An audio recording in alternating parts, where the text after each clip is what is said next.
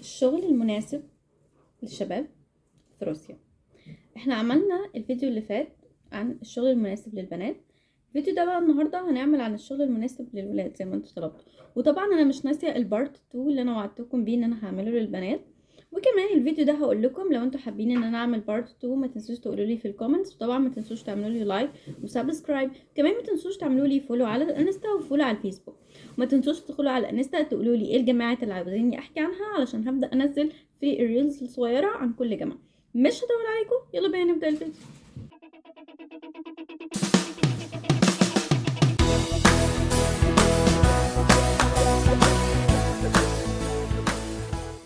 باول شغل تقدر البلاد ان هي تشتغله، وطبعا زي ما احنا عارفين وعملت فيديو قبل كده عن الموضوع ده، مش هحكي فيه المره دي بس هقول لكم نبذه عنه علشان تبقوا عارفين، لاني هحطه من ضمن الليستد النهارده وهحطه من ضمن البارت 1. هو شغل تنكوف زي ما احنا عارفين واتكلمت عنه وقلت لكم علشان تشتغلوا في تنكوف مش بيشغلوا على طول، ولكن لما بيكون في عندهم حاجه متاحه ان هم يشغلوا بيقبلوا ناس. والناس اللي بتشكك في كلامي انا نفسي بشتغل في البنك، وكمان اكتر من حد اعرفه شغال في البنك، فعشان كده ما تشككوش في الكلام ده. بس هما كل الفكره مش بيقبلوا بسرعه ومش بيقبلوا اي حد، وبيحتاجوا مواصفات معينه ووقت طويل قوي علشان يقبلوا. لازم انتوا تفهموا النقطه دي، تمام؟ دي اول نقطه. تاني نقطة بقى واهم نقطة، وهو انك لازم يكون معاك فيزا تنكوف. زي ما انا قلت لكم ان من غير فيزا تنكوف مش هتشتغل. وده بيشوفوه من البداية خالص، لو انت عاملها من البداية وشغال بيها وتمام خلاص بيبقى الموضوع بالنسبة لهم اسهل من ان انت يوظفوك ولسه هتعمل فيزا ومش عارف ايه. فالموضوع بيبقى اسهل طبعا لما بيكون معاك الفيزا. فعشان كده انصحكم قبل ما تقدموا في الشغل تعملوا فيزا تنكوف الاول، وانا هسيب اللينك تحت في الديسكريبشن او في اول كومنتس تقدروا عن طريقه تقدموا على الوظيفه وكمان تعملوا الفيزا. تعالوا نشوف تاني شغل واقول لكم ايه هو هيكون معانا النهارده. تاني شغل هيكون موجود معانا النهارده وهو شغل ياندكس. ولاد كتير قوي سمعوا عن الموضوع ده بس ما فهموش ايه شغل ياندكس، فانا النهارده جايه علشان هكلمكم عن الموضوع بالتفصيل وهقول لكم ايه شغل ياندكس وتستفادوا بيه ايه وتعملوا ايه علشان يبقى في شغل ياندكس وكل الكلام ده. بص، مبدئيا شغل ياندكس ده ان انت بتشتغل سواق تاكسي. طيب اوقات كتير انا مش معايا فلوس ان انا اجيب عربيه تسمح لي ان انا اشتغل عليها سواق تاكسي. اعمل ايه؟ في حل تاني بتعمله شركه ياندكس، ان انت حد بيشتري العربيه تروح تاخد منهم العربيه وانت بتشغلها، وبعد كده بيبقى الربح بيبقى بالنص. يعني انت بتاخد جزء وهم كمان بياخدوا جزء من ربحك اليومي. يعني لو بتاخد في اليوم مثلا 2000 فهم بياخدوا من ربحك اليومي 1000 وانت 1000. فاهم؟ هو دي الفكره بتاعت ياندكس تاكسي اللي هو الموضوع ده. فانت لازم برضو تبقى عارف الفكرة دي، ان انت لما هتشتغل منش عربيتك الموضوع بيتقاسم، ومثلا تحسب بنزين بقى وتحسب مش عارف ايه وايه وايه، كل ده برضو بيتخصم الفلوس. يعني لو 2000 تقول لهم انا عملت كذا وكذا وكذا، بس كل ده لازم يكون بشيكات. يعني لو تصليح انت عملته مش بيتحسب من ضمن الفلوس، لازم يكون تصليح بشيكات، لازم يكون الفيزا والبنزين والحاجات دي كلها بشيكات، تمام؟ علشان تقدر ان انت تخصم الفلوس ما بينك وما بينهم. بيعرفوا منين؟ ما هم اساسا على البرنامج، هو عامل زي اوبر في مصر، بيبقى على البرنامج بيجيب لك ناس، فهم بيبقى عارف انت داخل لك كام في الشهر، عارف قد ايه واحد قاعد معاك قد ايه قد ايه، فاهم؟ فانت ما بتقدرش اساسا تعمل اي حاجه. فهي دي الفكره.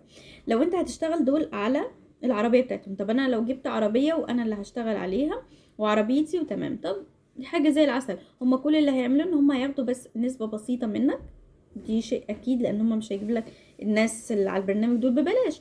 هياخدوا منك نسبه بسيطه 20% تقريبا على كل زبون، بياخدوا منك ال20% وانت المكسب كله بيكون ليك. اما لو بتشتغل على عربيتهم فهم بياخدوا منك اولا نص المبلغ لان يعتبر لصاحب العربية، ثانيا بياخدوا منك 20% تمن ياندكس نفسه عشان هو بيجيب لك ناس، وغير اللي بيتبقى ليك بيكون الباقي طبعا بيبقى قليل. مش هقول ان هم بيبقى كتير، لا بيبقى قليل اللي بيتبقى. فعلشان كده الافضل ان انت تشتري عربية وبالعربية دي تشغلها وتعيش من عليها وتجيب مصاريف. بتجيب مصاريف ويندس على فكرة بيشتغل حلو ومصاريفه حلوة. يعني ممكن اقول من بره موسكو ممكن تعمل لك في اليوم 2000 2000 ونص، ممكن 3 اوقات كتير بتوصل. اما لا في موسكو فانت ممكن في اليوم تقفل لك 5 6، لاني اساسا في اماكن في موسكو بتوصل مشوار فيها ال1000 وفي ال1500 وفي ال2000. فعلشان كده موسكو حته واللي احنا بنحكي فيه دلوقتي حته تاني. لازم تبقوا عارفين النقطه دي، ان موسكو اسعارها بتختلف تماما عن كل اللي احنا بنتكلم فيه حاليا. طيب تعالي نشوف تاني شغل او تالت شغل بالنسبه للفيديو، وبعد كده هتشوف شغل رابع وهيبقى اخر جزء معانا في الفيديو النهارده، وهستنى منكم لو عايزين مني بارت 2. وتالت شغلانه معانا وهي هتكون عن الدليفري. انتوا اكيد عارفين الدليفري زي ما موجود في مصر اكيد كمان موجود هنا، فعلشان كده هنحكي النهارده عن الدليفري واقول لكم اسعاره. بتقدروا تشتغلوا عن طريق برنامج اسمه دليفري كلوب او دودو دليفري، او اكتر من محل ممكن بيكون عامل دليفري خاص بيه بتقدروا تشتغلوا معاه، وهسيب لكم لينك المحلات اللي تقدروا تشتغلوا بيها. وكمان هعمل فيديو قريب جدا عن اكتر المحلات اللي بتطلب دليفري ليهم. بس في العادي هم برنامجين عندنا، برنامج ياندكس دليفري وكمان عندنا برنامج دودو دليفري. هما اتنين، وهسيب برضو اللينك بتاعهم تحت في الديسكريبشن او هسيب اساميهم. وعلى فكرة كل الشغلانات اللي انا بقولها النهارده للولاد تقدر البنات تشتغلها، هنا مفيش اي مشكلة، مفيش فرق ما بين ولد وبنت. بس الفكرة ان احنا عارفين المجتمع بتاعنا وان البنات مش هتشتغل كل الشغلانات دي، علشان كده انا ما حكيتهمش في البارت بتاع البنات، بس في شغلانات مقاربة ليهم فهحكيهم في البارت التاني او الجزء التاني اللي هنزله لشغل البنات. فعلشان كده ده شغل النهارده كان التالت وهو الدليفري. اسعار الشغل بتكون ايه؟ ممكن في اليوم تعمل لك 1000 1500 2000 على حسب انت هتشتغل كام ساعه. وبالمناسبه افضل حاجه في شغل ياندكس تاكسي اللي هو شغل التاكسي وشغل الدليفري انك بتختار امتى المواعيد المناسبه ليك. يعني مثلا بتخلص دراسه الساعة 5 مثلا، فممكن تبدأ شغل من الساعة 6 لحد الساعة 12 بالليل، انت بتكون محدد لنفسك 6 ساعات. مش بتبقى ملتزم بشغل معين، مش ملتزم بوقت معين، مش ملتزم بساعات معينة يعني، غير لو انت عايز تشغل نفسك في وقت معين فبتشتغل ساعات معينة يعني. بتكون يعني من الآخر انت مدير نفسك، بتشغل نفسك، بتعمل لنفسك كل حاجة. فده بيكون بالنسبة للشغل التاكسي والدليفري. طيب تعالى نشوف الحاجة التانية ونشوف الشغل الأخير اللي هيكون معانا في البارت بتاع النهاردة.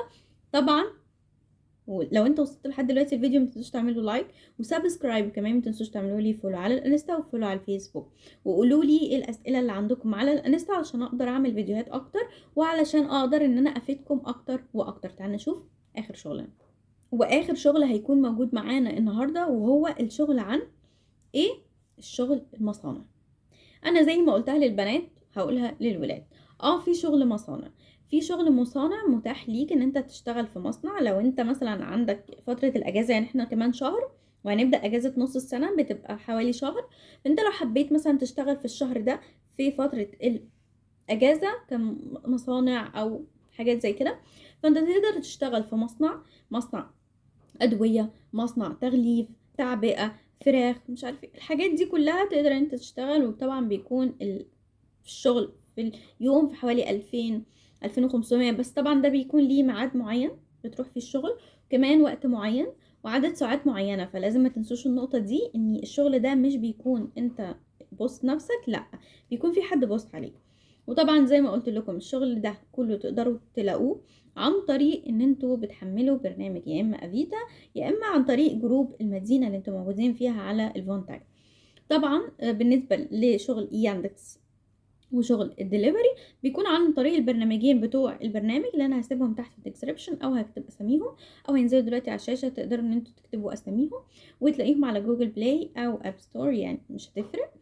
فبس كده وبكده يكون خلص فيديو النهارده. ما تنسوش تعملوا لي لايك وسبسكرايب، وكمان ما تنسوش تعملوا لي فولو على الانستا وفولو على الفيسبوك. وطبعا هرجع اقولها لكم، اللي مش متابعني على الانستا والتيك توك فايته كتير جدا، لاني هبدا انزل عليه كل الجامعات اللي هتقولوا عليها، وكمان هنزل عليه ريلز كتير قوي عن طريق كل المعلومات، وهعمل لكم حاجات تجارب معينه.